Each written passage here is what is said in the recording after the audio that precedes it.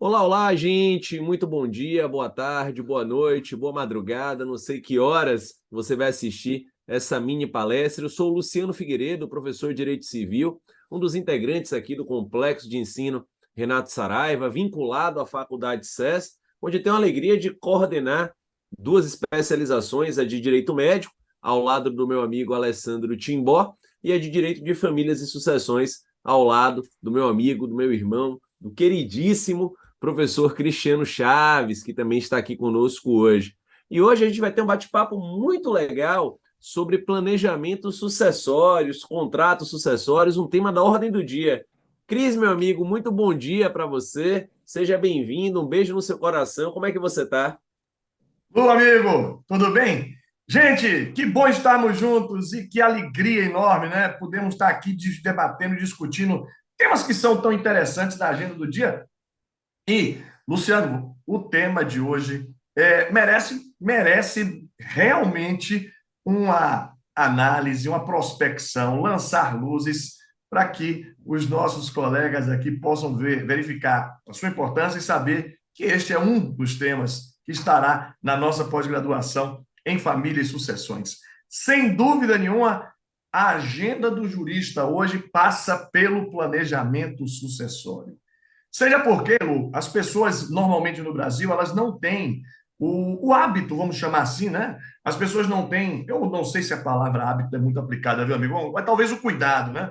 As pessoas não têm o cuidado de organizar a sua sucessão. As pessoas não gostam nem de falar da morte, né? Falar da morte é algo estranho. Tem gente que bate na madeira assim quando fala da morte. Então, seguramente, o planejamento sucessório envolve a subsistência de empresas, de pessoas jurídicas. Lembrando que muitas e muitas pessoas jurídicas, pelo Brasil todo, já se encerraram exatamente pela falta de planejamento sucessório. Nós não podemos esquecer que o planejamento sucessório envolve a vontade das pessoas, ou seja, a autonomia privada, a liberdade de autodeterminação.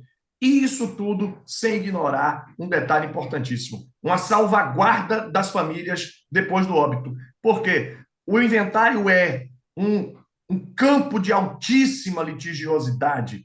Então, organizar a sucessão importa em diminuir essa litigiosidade, garantir a vontade e permitir que todo aquele interesse do titular de uma empresa, do titular de um patrimônio possa prevalecer e, claro, evitando conflitos, muitas vezes até com economia significativa, né, Luciano? Porque nós podemos ter ali uma diminuição considerável, por exemplo, da incidência tributária, né?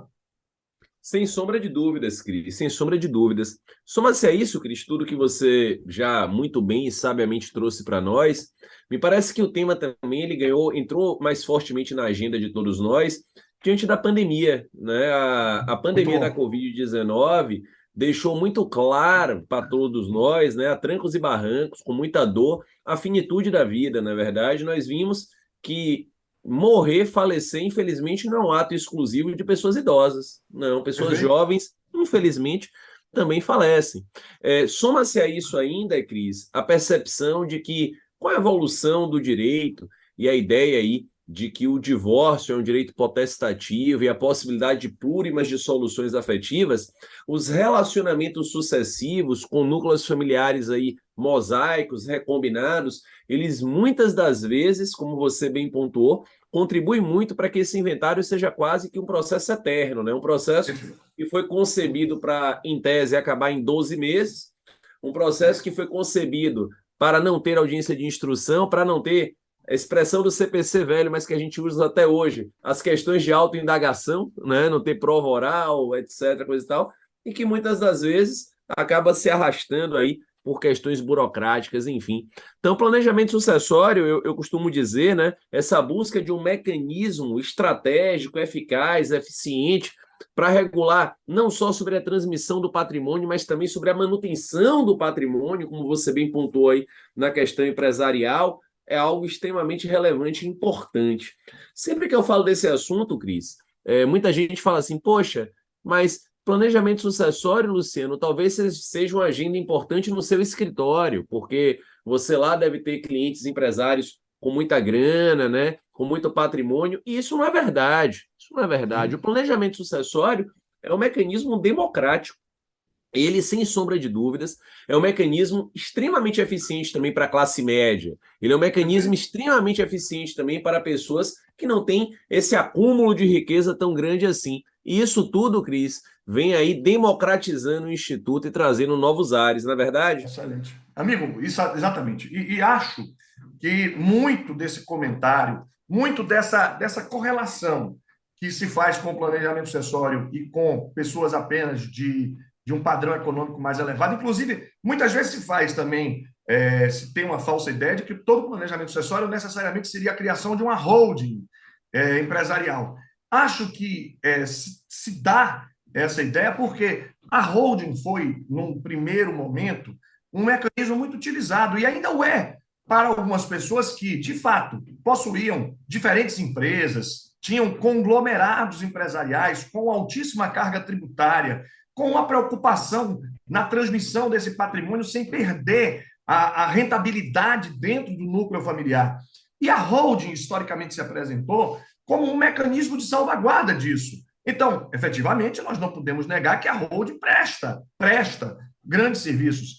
Mas a holding ela pode ser utilizada, Luciano, como um dos mecanismos, meu amigo, num sentido de que aquela pessoa que, de fato, tem empresas, aquela pessoa, por exemplo, que é um pecuarista, né? O agro é pop, e nesse sentido de aquele pecuarista se preocupa em dizer, olha, o gado é um bem jurídico que é facilmente perecível, né? Porque você às vezes não tem como contabilizar, não tem como garantir.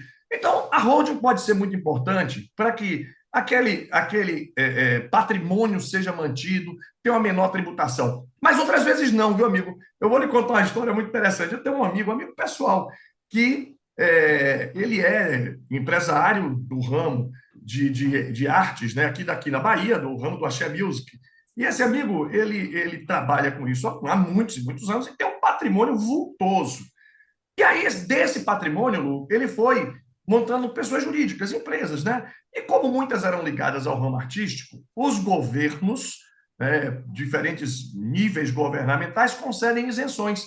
Então, algumas destas empresas que ele tem, que ele titulariza, eram empresas que, por alguma lei, estava isenta de recolhimento fiscal em determinados níveis. Muito bem.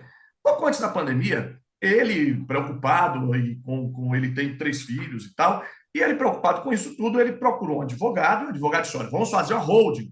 E aí, o problema todo é que pegou os 3 filhos dele, menores de idade, colocou como sócios da holding, já causando ali um certo impacto, tudo bem, mas mínimo que seja, mas de patrimônio relacionado à incapacidade. Mas a cereja do bolo, como o advogado pegou todas as empresas dele e jogou dentro de uma holding, Beleza. empresas que não tributavam passaram a tributar. Então, neste ponto específico, a holding já não se mostrava como o melhor caminho, a melhor opção de planejamento sucessório. O que se vê é que, efetivamente, nós podemos ter diferentes níveis de planejamento sucessório e a holding é um deles. Gostei muito da sua expressão.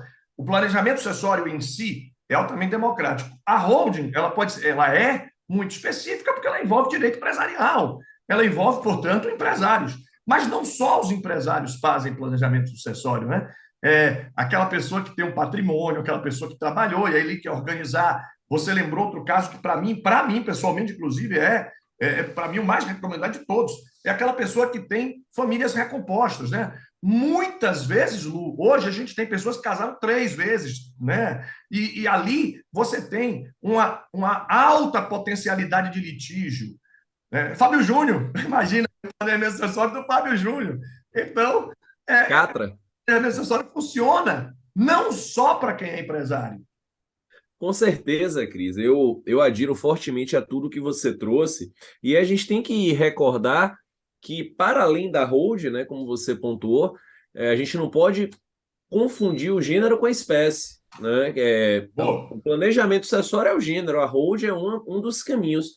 A gente tem, por exemplo, mecanismos tradicionais, que são mecanismos extremamente assentados no Brasil, né, seculares, como o testamento, não é verdade? Ótimo. Que não deixa de ser um mecanismo de planejamento sucessório, um mecanismo barato. Você hoje faz um testamento público, paga ali custas em um tabelionato, claro que vai variar de estado para estado, mas não costumam ser custas extremamente vultosas e você consegue resolver o tema ali, Muito trazendo bom. disposições para além do seu falecimento, às vezes até trazendo disposições de fundo extrapatrimonial, né? Uma espécie de cápsula do tempo, você deixa uma carta ali para quem fica, na verdade, pode fazer um reconhecimento de um filho fora da relação, deixar um legado alimentar para uma determinada instituição, enfim, você tem a partilha em vida através da doação, que também é um mecanismo, em alguns casos, fantástico. Fantástico, Tá? fantástico. Você já faz ali a partilha em vida, doação por escritura Antecipa o pública. recolhimento fiscal, que em alguns Exatamente. estados o tributo é menor, porque a partilha em vida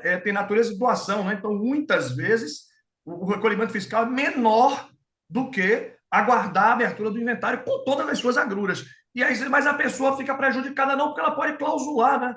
Ela pode clausular, colocar uma cláusula de usufruto, uma cláusula de reversão, e seja, eu gostei demais de você falar disso, porque você percebeu, Lu, que o planejamento sucessório lá, a partir de vida do artigo 2018, é um instituto que muitas vezes as pessoas falam assim para a gente, né?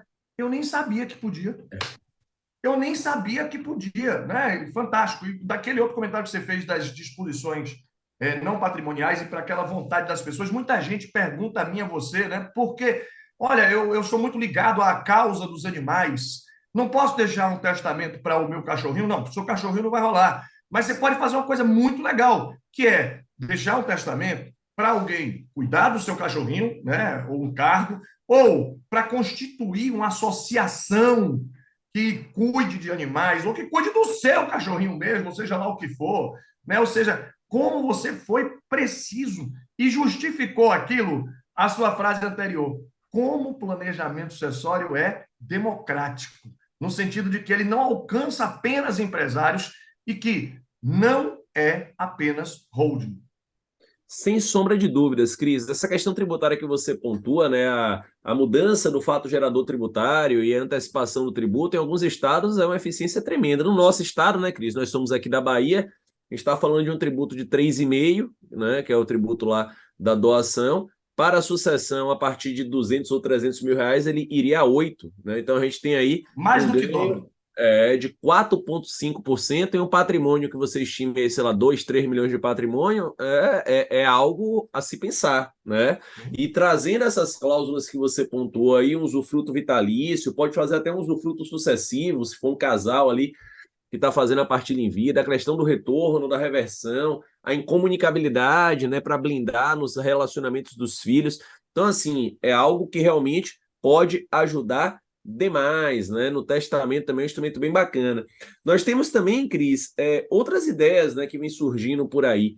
Por exemplo, eu faço muitos inventários aqui no escritório, você sabe disso, inclusive, e a gente aqui no escritório, não raro, vê uma situação assim de geração anterior, que era uma geração muito apegada à compra imobiliária, né? Patrimônio imobilizado. Então, assim, tem Sim. muita gente. Houve um período no Brasil que o melhor investimento era imóvel, ainda é um grande investimento, não estou dizendo que é ruim, não. Mas muita gente passou a pegar aquele recurso que guardava e comprar imóvel, e dar para alugar, etc., coisa e tal, e fazer um patrimônio imobilizado relevante. E aí, às vezes, essa pessoa falece, vai para o inventário e, quando vai incidir o tributo, não tem liquidez para pagar o Sim. tributo, né? Porque o tributo não é barato. E aí se começa com essa loucura de ter que se pedir um alvará para se alienar um bem, ou se buscar uma cessão de herança, e acaba sendo uma negociação que se faz né, a toque de caixa, porque se quer um valor, então é uma negociação que você não consegue o Lenta. melhor preço naquela venda. Então, isso tudo tem que ser analisado. De repente, você fazer, por exemplo, para esse tipo de situação,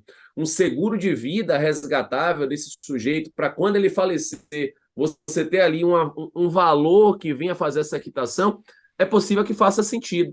Então, assim, fora custa processual, honorário de advogado, né? Tudo isso entra nessa conta aí do momento do falecimento. Excelente. Então, Muito bom. o uso do seguro resgatável, são todos mecanismos aí que a gente pode lançar mão nesse planejamento sucessório.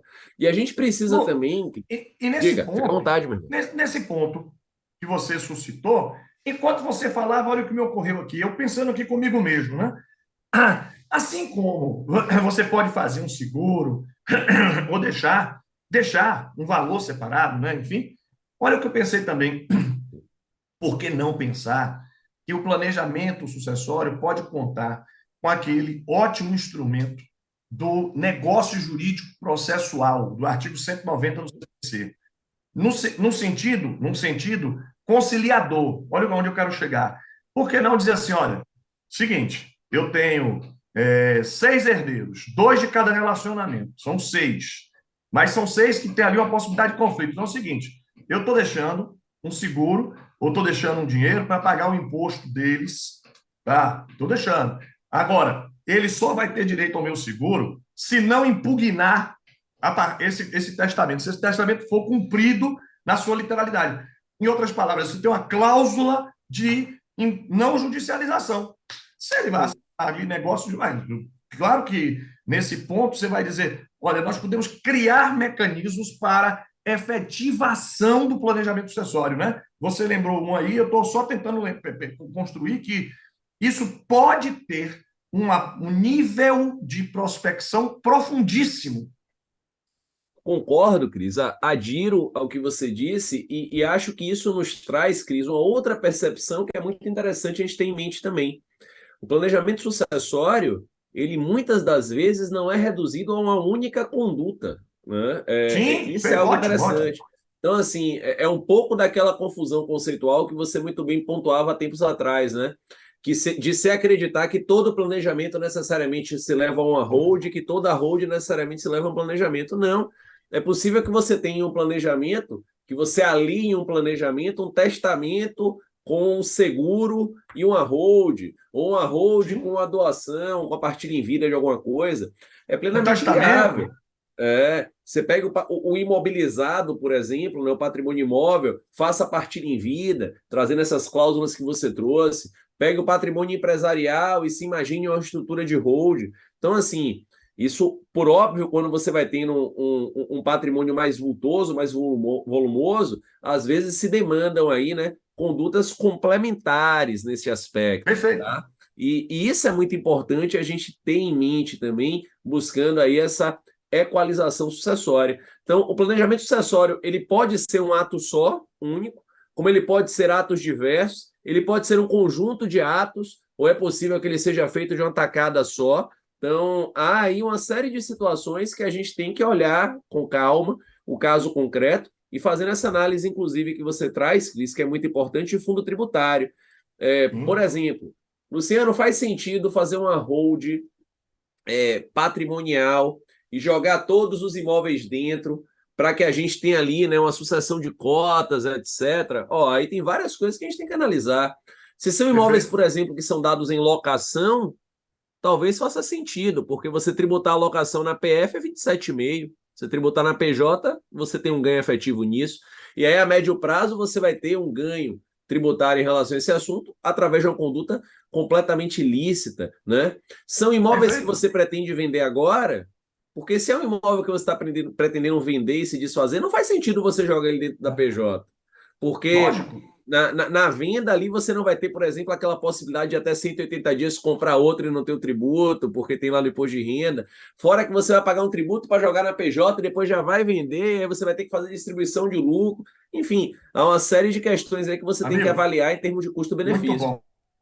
Muito bom. E até porque muitas vezes esses imóveis, aprofundando, né, verticalizando essa ideia, muitas vezes esses imóveis, Lu, eles já estão distribuídos com a própria família do titular. Um filho que mora nesse aqui, o irmão que mora naquele ali, ele mesmo já distribuiu. Então tá ali, cada um mora aqui. Aí joga tudo na holding. Aí quando ele falece, agora o conflito está dentro da holding. Tá lá, aquela holding vai ser objeto de auto litígio, porque um vai dizer assim: olha, o imóvel que você está é mais valioso. Então, vamos refazer a divisão dos lucros. Ou seja, na verdade, é só uma troca de problema, né? De lugar do problema. Então, é lógico que a holding sem medo de errar, amigo, um grande instrumento. Um grande instrumento de proteção, de blindagem empresarial, um grande instrumento de facilitação. Você, para mim, o exemplo que você deu, aliado àquele outro exemplo que eu dei também, né, do pecuarista e dessa pessoa que titulariza muitos imóveis. Ali a gente enxerga. É a pessoa que vive de aluguéis? Pronto, vai ser legal. Pronto. É o pecuarista que precisa ter um mínimo de segurança, até para ele tomar empréstimos em melhores condições, participar de programas governamentais. Para tudo isso, ele vai precisar provar a regularidade do seu negócio. Então, tá ótimo. Mas essa obsessão de que todo planejamento é hold é estranho, né, amigo? Só aqui, nesse tempo, e os colegas estão conosco. Vejam como é interessante, né, a gente pensar para além da rasa informação que a gente recebe, né, no dia a dia. Só aquilo, nós já falamos pelo menos 5 mecanismos de planejamento sucessório. 5, amigo. Olha, nós falamos de doação, testamento, partilha em vida, seguro de vida. Sensacional que você lembra. Seguro de vida. Como é que a gente. Ah, porque é o seguinte, eu quero fazer um planejamento, mas na verdade, assim, o que eu queria, na verdade, é que eu tenho um filho que não é muito bem posicionado na vida, esse filho, eu ajudo ele muito. Quando eu morrer, será que os meus outros filhos vão ajudar? Eu tenho medo. Então, por que você não faz um testamento? Não, mas eu não quero mexer nisso, vai dar confusão. Seguro de vida, amigo. Faça um seguro de vida para ele. Um seguro de vida que você pode, inclusive, depois prevê-lo, um seguro de vida que resgatável em parcelas e não de uma vez só. Ou seja, o titular pode contemplar quem ele quer do jeito que ele quer. A autonomia é altíssima nesse campo do planejamento. Claro, com o limite e com toda a dificuldade, Lu, da legítima e desse debate que nós temos de forma tão clara, né, na nossa pós e que os colegas que estão aqui guardem aí, porque seguramente é um dos temas do futuro, né, Lu?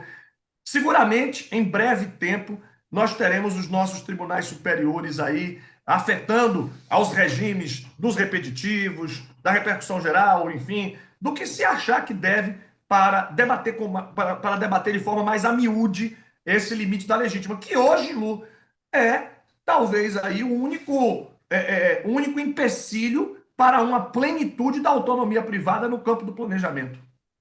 Sem sombra de dúvidas, Cris. Eu costumo dizer que a gente tem aí, né, regras de ouro no planejamento sucessório ou limites objetivos no planejamento sucessório. Você acabou de tocar em um limite aí que é fundamental, que é legítimo, né? Se há herdeiro legítimo necessário, né, no estrito rigor legal, descendente, ascendente e cônjuge, na leitura ampliada e da jurisprudência e doutrina, companheiro junto, a gente tem travamento de 50%, isso é disposição Sim. de lei, está lá no 1789 do Código Civil. Temos também, Cris, uma coisa que pouca gente se atenta, como um limite extremamente importante também, é o regime de bens do dispoente, né? Sim, Então, assim, sim, se o sim, dispoente é concordo. casado, por exemplo, em comunhão universal de bens, ora, metade do patrimônio é do cônjuge ali, na verdade, então talvez faça sentido que esse planejamento sucessório seja conjunto dos dois, Sim. porque senão vai ser um planejamento sucessório de pirro, amputado aí pela metade. Tem também, Cris, a questão aí da pacta de Corvina, né, da vedação da contratação sob herança de pessoa viva. Essa eu entendo que é um limite mais tranquilo, porque a própria partilha em vida no código já Já excepciona. previ. Mas a gente precisa, e aí, sem sombra de dúvidas, eu concordo com você, de sopros da autonomia no direito sucessório. Enquanto a gente, no direito das famílias, caminhou a passos largos nas últimas décadas, o direito sucessório ele não teve o mesmo ritmo, né, de encaminhamento. Aliás, eu Perfeito. costumo até dizer, Cris, né, que a gente olhando para a doutrina de família, a gente vê na doutrina de família muitos autores mais recentes com obras muito legais, assim, publicadas, etc. No direito sucessório, a gente não vê essa oxigenação doutrinária, né? A gente não tem Sim. tantos manuais de direito sucessório no mercado, de autores, entre aspas, mais jovens, assim. Então, isso é um reflexo, na verdade, do quanto o direito sucessório, por conta da legítima, é tradicionalista. Agora, Cris, você Perfeito. tocou no seguro de vida, que eu também entendo como mecanismo fantástico. E assim, eu tinha restrição ao seguro de vida, porque seguro de vida eu tinha aquela mesma leitura do aluguel, né? Pô, é um dinheiro que o cara, entre aspas, rasga, né? Assim, o cara bota lá no seguro e não morre, né? Como diria um amigo meu, acabando você não morreu, né? E aí, na verdade, a seguradora administrou seu risco e o dinheiro já foi. Agora, o seguro de vida resgatável, ele veio aí a solucionar por inteiro essa questão. E aí, o que eu acho muito interessante no seguro também é que ele é liberado em até 15 dias, geralmente, independente de inventário. Ele não entra no inventário, ele não Doido. responde pelo débito do morto, ele não precisa ser inventariado. Isso é fantástico, porque assim Sensacional. você consegue dar aquela liquidez que é necessária logo na ausência de alguém que de repente é um arrimo de família, e as pessoas precisam de valor ali, né? Tem que comer, tem que rodar, tem que fazer o inventário, etc. A previdência privada, Tem ela que pagar foi o imposto. Tem que pagar o imposto. pagar o imposto, Então, exatamente. olha quantos benefícios, né? Aquele filho ou filha, aquele parente que precisa de um dinheiro, você sabe assim, olha, logo que eu morrer, como é que essa pessoa vai viver? Como é que ela vai comer? Você vai pagar as despesas básicas. E, para além disso, e o imposto. E o imposto. E podendo clausular, podendo construir ali bons mecanismos ali, bons efeitos, né? Para a utilização desse seguro de vida. Você está certíssimo, meu amigo. É, de fato, um excelente mecanismo de planejamento sucessório. E veja que as pessoas não inserem no contexto do planejamento sucessório o seguro de vida. Com certeza, Cris. Eu esses dias tive acesso a um tipo de seguro que eu lhe confesso que eu não conhecia, né? Que eu achei muito interessante. Imaginando que o falecido é sócio de uma empresa, né? No momento do falecimento dele, há de ser feito um balanço de determinação, vai se fazer a apuração de haveres e a sociedade, em tese, vai pagar essa apuração de haveres aos herdeiros. É uma confusão que muita gente faz. Não necessariamente o herdeiro do sócio vira sócio, né? Sim, sim. Porque existe o affecto societatis, então tem que se saber se aquela sociedade vai se abraçar ou não aquela pessoa, é possível até que no contrato social você regule esse tema. E muitas das vezes a sociedade não tem dinheiro para fazer o pagamento da apuração de haveres, né? Ainda mais pós-Covid, né? Então não tem caixa, não há caixa na PJ. É E às possível vezes que a não tem própria liquidez, né? PJ Às vezes ela tem patrimônio, mas não tem liquidez. liquidez, é possível que a própria PJ existe um seguro para a PJ pagar esse tipo de situação. Eu não sabia disso. Recentemente, um Sensacional. cliente me apresentou isso aqui no escritório. Eu falei, pô, é sensacional, né? Porque os sócios daquela empresa podem ter interesse em fazer seguro, porque é em prol deles, na verdade. Deles Porque mesmo. qualquer um pode falecer e não quer deixar, por óbvio, desamparado ali o herdeiro. A previdência, Cris, privada também é um mecanismo muito interessante, né? Que muita gente foi utilizando ao longo do tempo, na verdade. É aquela que você faz com a carga tributária regressiva, não é isso? E aí ela vai regredindo ali. Ele também é um valor que se libera independentemente de inventário, não incide tributo. Mas, Cris, eu costumo dizer o seguinte: a previdência privada, eu falo até baixinho, né? A previdência privada ela acabou sendo um mecanismo também utilizado para macular muita coisa, né? Então, assim, pô, eu tô pensando em me divorciar, botar meu dinheiro na Previdência, porque aí eu vou construir uma tese aqui de que é Previdência e não tem meiação. Ó, minha mãe tá velhinha, vou jogar tudo na Previdência para quando ela morrer, né, a gente Não não ter tributar. ali necessidade de inventário e burlar o tributo. Eu venho vendo, Cris, uma jurisprudência mais reativa em relação à Previdência e um caminho Perfeito. à Previdência a médio prazo mais árduo aí de tributação, etc. Qual é a sua leitura sobre esse assunto, meu amigo? Meu amigo, e absolutamente pertinente e atual o seu comentário. Nós já temos precedentes de vários tribunais brasileiros e a mim parece, inclusive, que muitos colegas nossos dizem, não, são julgados impertinentes porque a natureza da Previdência não entraria na meação, teria uma natureza securitária e, por isso, não entraria na meação. E eu vejo em muitos julgados a provocação de algo real, amigo.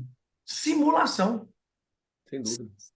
Se você tem, por exemplo, um exemplo que é, infelizmente, corriqueiro, um aporte muito alto, um aporte que muitas vezes não compromete a própria ameação ou a legítima, né? A depender da situação em vida ou por morte, né? Como você falou, ele está antevendo ali que o casamento, a união estável não está muito bem, ele já está ali percebendo que há de virar uma dissolução, e ali ele já vai dizendo: opa, eu vou jogar o meu dinheirinho numa previdência, porque aqui eu não tenho mais dinheiro. E aí essa previdência vai embora comigo sem partilha. Simulação. Muitas vezes ingressando na meação, outras vezes, Lu, sendo aportes sucessivos. É aquela pessoa, por exemplo, sobrou um dinheirinho, já passou, sobrou de novo, passou de novo, e assim sucessivamente. Claro que nesse caso que nós vamos ter uma burla por via oblíqua, por via transversa, seja a legítima, seja a direitos meatórios ou sucessórios. Então, me parece que isso é algo que precisa ser pensado. Analogamente, meu caro amigo, analogamente às doações. Porque, como a gente falou aqui, a doação pode ser um instrumento maravilhoso de planejamento sucessório. Né? A doação pode alcançar aquele objetivo que o titular do patrimônio quer beneficiar alguém, quer beneficiar um filho, uma filha, uma pessoa, e aí ele faz uma doação. Só que aí, Lu, não raro, assim, mas a doação está no limite da legítima. Perfeito. Sim, mas eu calculo essa legítima em que momento? Na data da liberalidade, diz o STJ. Aí o gênio, né, da lâmpada vai dizer assim: opa, já que é na data da liberalidade, então eu vou começar a fazer doações sucessivas.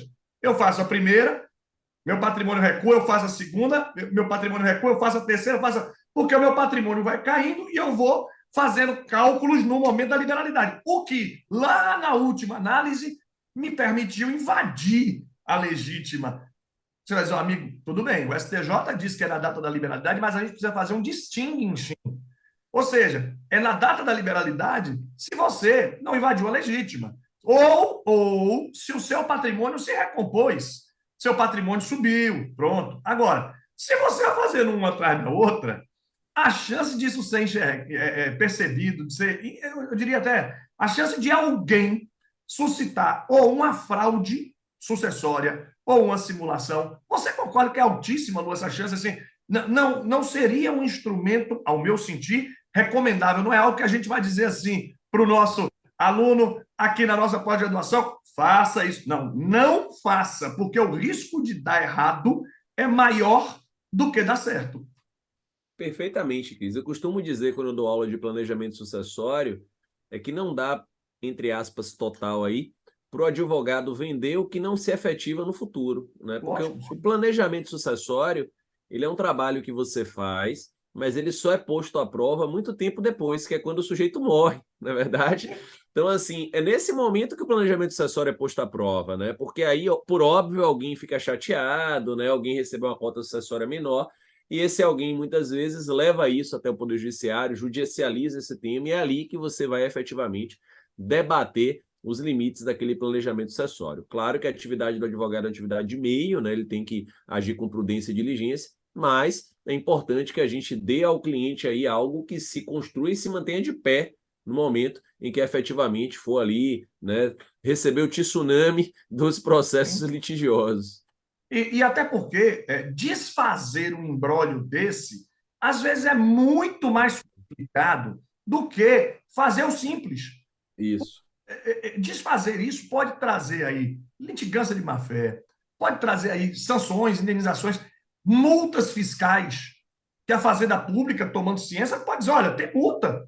Isso. Multa. Então, o impacto negativo disso pode ser devastador. E aí, diz assim, mas o meu cliente quer muito. Então, talvez, olha, você quer, mas não pode, nem todo mundo pode ter o que quer na vida. Exatamente. Nem tudo que a gente quer, meu amigo, pode ser executado. Cris, eu penso que o extrato, né, já nos encaminhando aqui ao final, meu amigo, eu penso que o extrato da nossa conversa no final do dia é tentar evitar um pouquinho o que o Oscar Wilde sempre dizia, né, que a herança é aquilo que os mortos deixam para que os vivos se matem, não é verdade? Então, assim, vamos tentar evitar deixar na herança algo para que os vivos se matem. O planejamento sucessório, ele, em alguns casos, ele oferece essa estabilidade de gestão, ele oferece essa manutenção do patrimônio, e ele oferece também o reconhecimento, muitas vezes, dos filhos. Eu costumo dizer isso muito aos clientes lá no escritório que estão fazendo um planejamento sucessório. Eu entendo que o efeito pedagógico do planejamento sucessório é bacana. Ótimo. Você chamar os filhos numa reunião e dizer, gente, ó, deixa eu explicar Muito uma coisa bom. para vocês, isso aqui é o que eu quero fazer, certo? Se depois que eu fechar os olhos alguém vai impugnar isso aqui, saiba que estão impugnando o que eu não queria, o que eu queria fazer, né? Tá impugnando minha vontade. E isso muitas vezes gera uma aderência razoável, viu? As pessoas, Excelente né? comentário. Claro, tem esse cuidado. Então, às vezes, você colocar uns considerandos iniciais do planejamento sucessório, né, fazer uma ata de reunião, por exemplo, de uma holding, etc., em que Muito os bom. dispoentes eles narram ali as intenções, fazem exposição de motivos. Eu particularmente entendo que isso ajuda muito, meu amigo, a ter uma Excelente. aderência maior. Lu, eu não só adiro integralmente, concordo 100%, mas eu vou mais longe para lhe dizer assim, eu gostei demais dessa sua análise. Talvez o planejamento sucessório nos ajude a debater melhor este problema que nós temos cultural de não falar da morte, né? E de não assumir a finitude da vida e a sua transitoriedade. Então, coisa bacana que você falou, né? E que amadurecimento para nós no sistema jurídico, né? O direito é uma ciência humana aplicada. Então, a gente vem sempre depois da evolução natural da sociedade. E nesse ponto, o direito colaborando para que as pessoas possam organizar seu patrimônio e aquilo que hoje em dia, nas escolas, eu até li outro dia, viu, Lu, que algumas escolas brasileiras, e você que tem aí a garotinha que está em idade escolar, né? Então, você seguramente na sua educação já deve ter se defrontado com isso, que muitas escolas hoje falam de tipos de educação que não existiam lá na nossa época, lá atrás, assim, não existiam. As pessoas hoje falam de educação sexual, educação disso, e se fala hoje, Lu, com muita tranquilidade, de educação financeira. As pessoas estão, desde pequenas, né, nas escolas, a ideia da organização financeira, pessoas que gastam mais, pessoas que guardam mais, isso é contingencial. Mas a educação financeira, não entrar naquela ciranda de juros do superendividamento, e tudo isso vai partindo de um prisma educacional. E aí, olha o que você falou, nesse prisma da educação financeira, nós podemos ter o planejamento sucessório como um grande mecanismo e um produto vendável para o advogado. Um produto vendável, porque ao colega que está advogando lá, ele tem agora um grande produto para oferecer ao seu cliente. Diz, olha, eu vim te trazer, você que é um grande empresário, você que é um próspero proprietário imobiliário, você que tem um vasto patrimônio, já pensou em organizar? Já pensou em deixar? Você não vai morrer agora, não precisa. Mas me diz como é que é, porque eu vou preparar um projeto, vou te trazer, você vai organizar. Ah, tá pensando ainda em ter filhos? A gente coloca aqui. A gente coloca. Existem mecanismos seguros para seus futuros filhos aqui entrarem, para você, muitas vezes, beneficiar o viúvo ou a viúva, que não raro não é o papai ou a mamãe dos filhos. Então, você foi fantástico, Lu, muito, muito fantástico. É educação financeira em última análise. Em última análise, é educação financeira. Nós estamos utilizando os mecanismos do direito sucessório e fazendo ele evoluir para alcançar a nova feição das famílias brasileiras. Porque essas famílias são múltiplas, essas famílias são pautadas na autonomia privada, né? Uma expressão bacana que a gente usa, eu, você, muitos colegas, a contratualização das famílias, né? Então, as famílias vão se tornando mais autônomas e o direito sucessório vai ter, bem ou mal, de dar esses passos. Para isso, nós precisamos estudar, incorporar essas ideias, levá-las à prática, porque a mim parece que é um grande filão para a advocacia, amigo.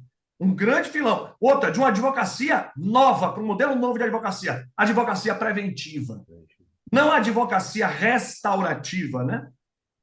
Perfeito, Cris, perfeito, meu amigo, fantástico. Eu concordo contigo 100% e convido, né, todos os colegas, primeiro, a seguir aqui no nosso ciclo de palestras aqui do SES, tá? Temos outras mini palestras aí nesse evento fantástico da nossa pós-graduação, mas convoco em especial para vir conosco na nossa pós de Família e Sucessões. Lá sim, você vai ter aula específica sobre o tema testamento, ação de abertura, registro, cumprimento de testamento, limites, disposições existenciais. Lá sim você vai ter aula de como fazer uma hold, qual é esse mecanismo da hold, quais são, como clausular com usufruto, etc, coisa e tal, sempre com esse enfoque, sempre com esse olhar prático, meu amigo. Eu agradeço ao César a oportunidade, agradeço a Cris, para quem eu mando um beijo e já transfiro a palavra aí para a despedida, meu irmão. Sempre Que uma alegria. alegria revê-lo, meu amigo, ainda que por meio virtual.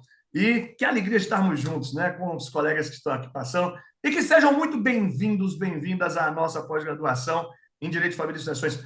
Os grandes professores, os grandes pensadores do direito de família e sucessões do Brasil, com aulas práticas. E esse é um detalhe, né, Lu? A gente tem sempre uma preocupação em lhe levar para o direito de família e sucessões do seu dia a dia. Não da teoria só, não aquela ideia teórica cansativa, muitas vezes, mas essa família e sucessões que você vai elaborar no seu dia a dia e que nós estaremos debatendo em momentos que são muito agradáveis para nós e com certeza também que lhe gerarão muito conhecimento. Você seguramente vai ser muito bem recebido e vai estar conosco nesses momentos leves, tranquilos e de grande formação do seu conhecimento. Bem-vindo, bem-vinda. Seguimos juntos aqui no SES, né, Lu? Exatamente, meu amigo. Sempre juntos. Um beijo no coração de todos. Valeu, gente. Até mais. Um Tchau, abraço. gente. Tchau, Lu. Um abração. Tchau, Cris. Abraço.